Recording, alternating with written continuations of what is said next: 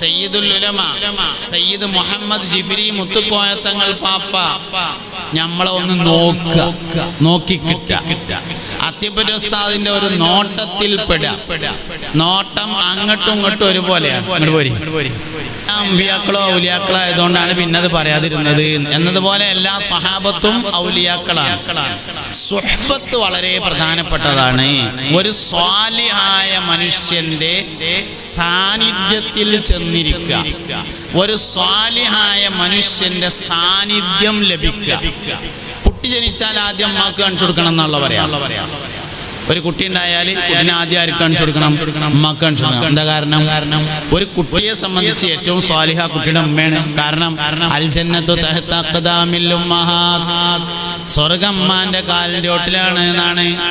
3 സ്ഥലത്തേക്ക് വെറുതെ നോക്കിയാൽ കൂലിട്ടുന്നാണ്. ഒന്ന് കഅബയിലേക്ക് നോക്കിയാൽ, ഹറമ് ചെന്നിട്ട് ഇങ്ങനെ വെറുതെ ഇരുന്നിട്ട് കഅബമ്മക്ക് ഇങ്ങനെ നോക്കി കുരുട്ടു.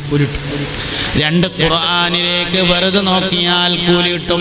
ഓതാൻ അറിയില്ലെങ്കിലും മുസാഫ് മറിച്ചിട്ട് ഇങ്ങനെ നോക്കുക. കാണാതെ ഓതനേക്കാൾ കൂലിണ്ട് നോക്കി ഓതിയാലേ. പക്ഷെ കാണാതെ ഓതണം. എന്തിന്?